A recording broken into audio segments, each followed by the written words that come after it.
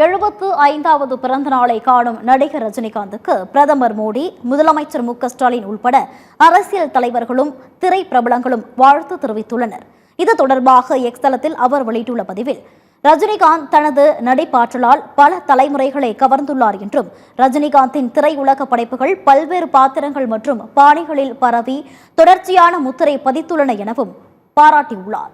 திரைப்பட உலகில் ரஜினிகாந்த் 50 ஆண்டுகளை நிறைவு செய்திருப்பது குறிப்பிடத்தக்க அம்சம் என்றும், அவர் நீண்ட காலம் ஆரோக்கியமான வாழ்க்கையை வாழ வேண்டும் எனவும் பிரார்த்திக்கிறேன் எனவும் பதிவிட்டுள்ளார்.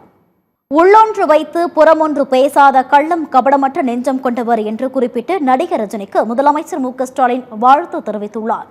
ரஜினிகாந்த் என்றால் வயதை வென்ற வசீகரம், மேடையில் ஏறினால் அனைவரையும் மகிழ்விக்கும் சொல்வன்மை, உள்ளொன்று வைத்து புறமொன்று பேசாத கள்ளம் கபடமற்ற நெஞ்சம் என்று பாராட்டியுள்ளார்.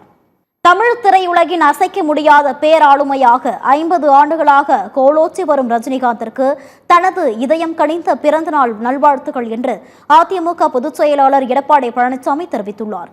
திரையரங்குகளை திருவிழா கூடங்களாக மாற்றவுள்ள தங்களின் ஸ்டைல் மேஜிக் ரசிகர்களை மகிழ்விக்கட்டும் என குறிப்பிட்டுள்ளார்.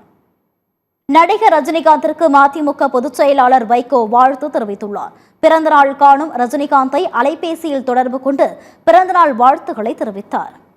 75 ஆண்டுகள் சிறப்பான வாழ்க்கை, 50 ஆண்டுகள் புகழ்பெற்ற சினிமா என குறிப்பிட்டு நடிகர் ரஜினிகாந்திற்கு மக்கள் நீதி மய்ய தலைவரும் எம்பியும் நடிகருமான கமல்ஹாசன் பிறந்தநாள் வாழ்த்து தெரிவித்துள்ளார். மேலும் தாங்கள் ஒன்றாக எடுத்துக்கொண்ட புகைப்படத்தையும் பகிர்ந்துள்ளார்.